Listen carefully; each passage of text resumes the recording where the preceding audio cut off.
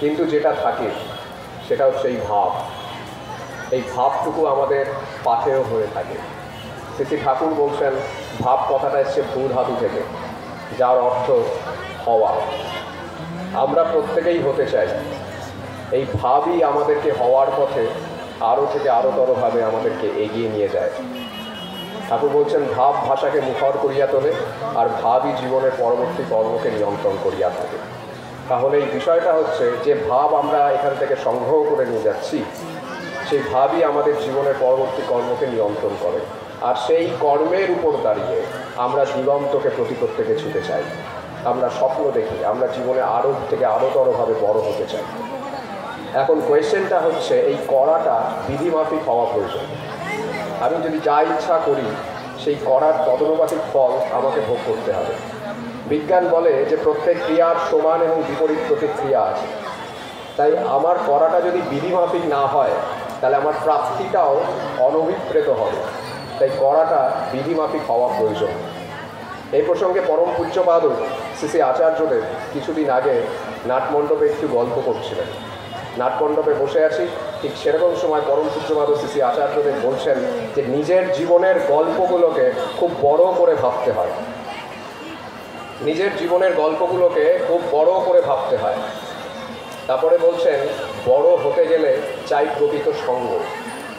এই কথা বলতে গিয়ে তিনি একটা গল্পের কথা বলছেন। তিনি বলছেন যে একটি ধান খেতে প্রত্যেক দিন ঘুঘু পাখি আসে, সেই ঘুঘু পাখিরা ধান খেয়ে চলে যায়। প্রত্যেক দিন সেই ঘুঘু পাখিরা আসে। একদিন সেই ধান ক্ষেতের যিনি মালিক তিনি ভাবলেন যে আমি এই ঘুঘু পাখিদের সাহায্য করব। তাই তিনি জাল বিছিয়ে রাখলেন। আর যখনই জাল বিছিয়ে রাখলেন তখন দেখা গেল যে ঘুঘু পাখিগুলো তার মধ্যে বাধা পড়ে গেল। আর তাদের সাথে এসে পড়ল হচ্ছে একটি সারস পাখি। এখন কোয়েশ্চেনটা হচ্ছে সেই সারস পাখি ধান ক্ষেতের মালিককে বলছে যে আমি তো তোমার ধান কোনোদিন খাইনি, আমি তো তোমার এই ধান কোনোদিন নষ্ট করিনি, তাহলে তুমি আমায় কেন ধরেছো? তুমি আমাকে ছেড়ে দাও। ধান ক্ষেতের মালিক বলছেন যে আমি যদি তোমাকে মুক্ত করতে যাই তাহলে আমার যারা ধানটা খেয়েছে আমার তাদেরকেও মুক্ত করতে হয়। এবং তাদেরকে যদি তোমাকে ছাড়তে গিয়ে তারাও তো উড়ে চলে যাবে। তাহলে পরম পূজ্যপাদ শ্রী আচার্যদেব তিনি এই গল্পটার মধ্য দিয়ে আমাদেরকে শেখাচ্ছেন, আমাদেরকে বলছেন যে এই ডিসিশন মেকিংটা ইম্পর্টেন্ট জীবনে। যে আমি কী করবো কী করবো না, আমি কাদের সাথে মিশবো আর কাদের সাথে মিশবো না, আমি কতটুকু বলবো কতটুকু বলবো না, আমার বিহিতভাবে কীভাবে চলা উচিত আর কীভাবে চলা উচিত নয়, এই বোধ, এই বোধের পরিচর্যাটা আমাদের প্রত্যেকের করা প্রয়োজন। সারস পাখিটা কিন্তু ধান খায় না, তবুও সে শাস্তি ভোগ করছে। কারণ সে ওই সঙ্গের মধ্যে ছিল। তাই এই ডিসিশনটা ইম্পর্টেন্ট জীবনে। শ্রী দাদার লেখা গানের মধ্যে আমরা দেখেছি তিনি লিখেছেন যে মোরা আঘাত পুরাই কর্ম দোষে মন সদারয় পর বসে গো। তাহলে আমাদের ব্যক্তিগত জীবনে যা কিছু আঘাত, যা কিছু যন্ত্রণা, যা কিছু সব অনভিপ্রেত, সবই আমরা আমাদের কর্মের মধ্য দিয়ে জীবনে আমন্ত্রণ করেছি। তাই করাটা বিধিমাফিক হওয়া প্রয়োজন। এই করার উপরে পরম পূজ্যপাদ শ্রী আচার্যদেব তিনি জোর দিচ্ছেন। তিনি প্রত্যেককে, আমাদের প্রত্যেককে সেই বিহিত কর্মের অনুশীলনার প্রতি উৎসাহিত করছেন, প্রাণিত করছেন। আজকে পরম পূজ্যপাদ শ্রী আচার্যদেব এবং পরম পূজ্যপাদ শ্রী অবিন দাদার প্রত্যক্ষ তত্ত্বাবধানে যে কর্মকাণ্ডের সৃষ্টি হয়েছে, সেই কর্মকাণ্ডে আমরা প্রত্যেকে সেখানে যোগযুক্ত থাকব।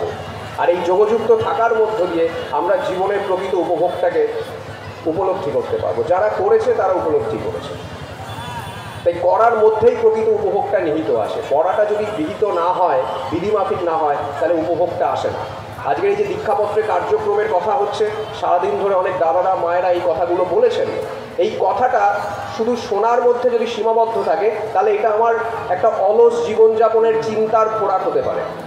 কিন্তু এই কাজটা পালন করলে কি জীবনে হতে পারে, এই কাজটা করলে, এই কাজের মধ্যে সংযুক্ত থাকলে কি হতে পারে, সেটা কোনো তত্ত্ব কথা দিয়ে, কোনো কথা দিয়ে আলটিমেটলি সেটাকে জাস্টিফাই করা যাবে না। তাই বিহিতভাবে এই কর্মের সাথে সংযুক্ত থাকার প্রয়োজন আছে। এই করার মধ্য দিয়ে আমাদের ব্যক্তিগত জীবনে অনুভূতি আসতে থাকে। আর ঠাকুর বলছেন what is known by realisation is wisdom. অনুভূতির দ্বারা যা জানা যায় তাই হচ্ছে জ্ঞান। আর এই জ্ঞানই ঠিক করে দেয় আমি ব্যক্তিগত জীবনে স্বচ্ছন্দে থাকবো না অস্বচ্ছন্দে থাকবো। সত্যানুসরণে স্পষ্টভাবে ঠাকুর লিখছেন তোমার জ্ঞান যেমন করো, তোমার স্বচ্ছন্দে থাকবার ক্ষমতাও তেমন করো। তাহলে আমি ব্যক্তিগত জীবনে স্বচ্ছন্দে আছি না অস্বচ্ছন্দে আছি, এই প্রশ্নটা নিজেকে করতে শিখতে হবে প্রতি মুহূর্তে, প্রতিদিন। যে আমরা সবাই ঠাকুর ধরেছি, ঠাকুর ধরে চলার পর থেকে আমি ব্যক্তিগত জীবনে এক্সিস্টেন্সিয়ালি আপলিফটেড হয়েছি কিনা, এই প্রশ্নটা নিজের কাছে করতে হবে। যদি দেখা যায় যে আমি ব্যক্তিগত জীবনে অস্বচ্ছন্দে আছি, তার মানে বুঝতে হবে আমার জ্ঞান প্রাপ্তি হয় নাই। জ্ঞান প্রাপ্তি হয় নাই তার কারণটা হচ্ছে আমার অনুভূতি নেই। আর অনুভূতিটা আসবে দিক থেকে, করা থেকে। করার তদনুপাতিক অনুভূতি আমাদের জীবনে আসে। তাই সব কিছুর মূলে হচ্ছে করা। কোনো কথায় কিছু হবে না, কথা একটা চিন্তার খোরাক হয়ে থাকতে পারে মাত্র, কিন্তু সেটাকে প্র্যাকটিস করা, বিহিতভাবে অনুশীলন করা। এই যে ঠাকুর বলছেন যে যজন যাজন ইষ্টভৃতি করলে কাটে মহাভীতি, এই বাণীটা আমরা প্রত্যেকে জানি। এই বাণীটা যারা দীক্ষা নেয়নি তারাও জানেন। আজকের এই তথাকথিত পোস্ট মডার্ন ওয়ার্ল্ডে যেখানে টেকনোলজি এত অ্যাডভান্সড, সেখানে ঠাকুরের কোনো কিছুই, কোনো বাণী পৃথিবীর কাছে অজানা নয়। এই বাণীটা সবাই আমরা জানি, কিন্তু এই বাণীটা প্র্যাকটিস করলে কি হতে পারে এটা সবাই আমরা জানি না। এটা অনুশীলন করলে, যে যজন যাজন ইষ্টভীতি বিহিতভাবে অনুশীলন করলে ব্যক্তিগত জীবনে কি হতে পারে, এইটা যারা প্র্যাকটিস করেছে, অনুশীলন করেছে, তারা সেটা উপলব্ধি করতে পেরেছে। ইষ্টভীতি করলে কি হয়, ঠাকুর বলেছেন ইষ্টভীতি করার কথা। এখন এই করলে কি হয় সেটা যারা করেছে তারা ব্যক্তিগতভাবে উপলব্ধি করেছে। ঠাকুর অশ্বিনী বিশ্বাস তাকে বলেছিলেন যে সাম রিয়ালাইজেশন আর গ্যারান্টেড। তাহলে বিহিতভাবে করার একটা অনুভূতি আছেই আছে। আমরা করিনি তাই আমরা হয়ে উঠিনি, তাই আমাদের প্রাপ্তিও হয়।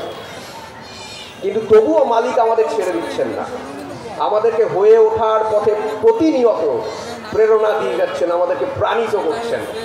বিজ্ঞান বলে যে বাইরে থেকে বল প্রয়োগ না করলে স্থির বস্তু চিরকাল স্থির অবস্থায় থাকতে চায়, আর গতিশীল বস্তু চিরকাল সরল রেখায় গতিশীল থাকতে চায়। জাড্ডের কনসেপ্ট আমরা পড়েছি, আমরা সবাই এটা জানি।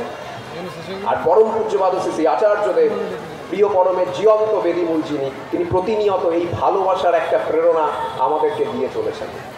তিনি আমাদের প্রত্যেককে ভালোবাসেন, তিনি প্রত্যেককে আমাদেরকে পরিচর্যা করছেন, কিন্তু সেই ভালোবাসাটা আমরা প্রত্যেকে অনুভব করতে পারি না। পরম পূজ্যপাদ শ্রী অবিন্দ দাদা, আমি এতদিন ধরে ভাবতাম যে ভালোবাসা একটা অনুভূতি।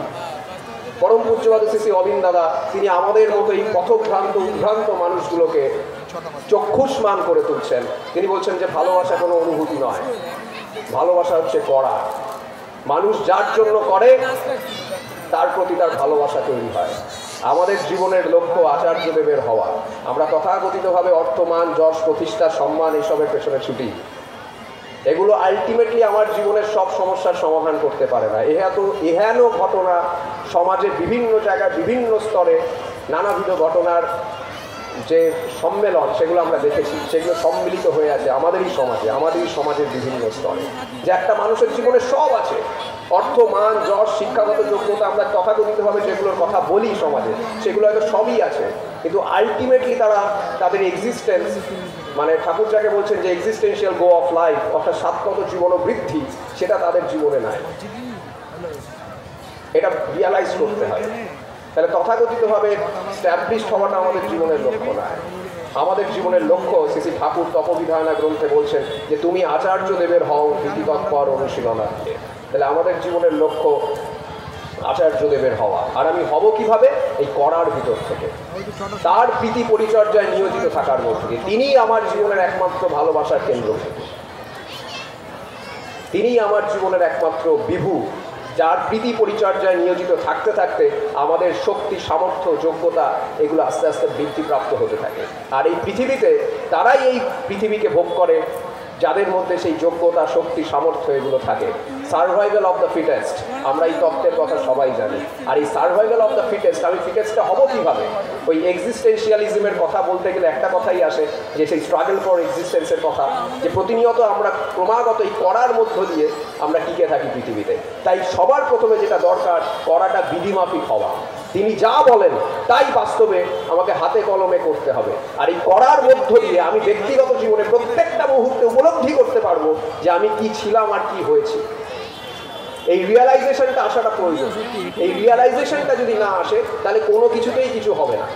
পৃথিবীর কোনো শাস্ত্র গ্রন্থ, পৃথিবীর কোনো বাণীগ্রন্থ মানুষের চরিত্রকে নির্মাণ করতে পারেনি, মানুষের জীবনকে বর্ধনার পথে উচ্ছল করতে পারেনি।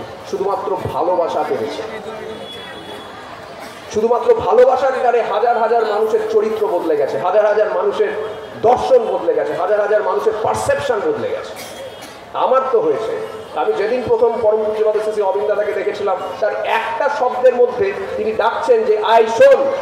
এই যে একটা শব্দ, এই শব্দটার মধ্যে যে এতটা কম্প্যাশন থাকতে পারে, এতটা দরদ থাকতে পারে, এতটা ভালোবাসা থাকতে পারে, আমি জীবনে সেদিন প্রথম অনুভব করেছিলাম।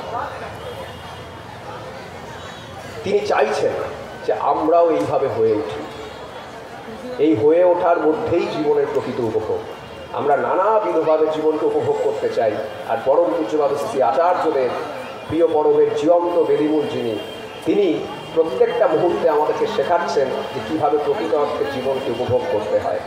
তাই বিহিতভাবে অনুশীলনার মধ্য দিয়ে আপনাদের প্রতি প্রত্যেকের জীবন আচার্যদেবের প্রীতির কারণ হয়ে উঠুক, আপনাদের প্রতি প্রত্যেকের জীবন শান্তি, স্বস্তি, সংবর্ধনার অধিকারী হয়ে উঠুক, এই আমার একান্ত প্রার্থনা। জয় গুরু, বন্দে পুরুষোত্তমম। বাহ।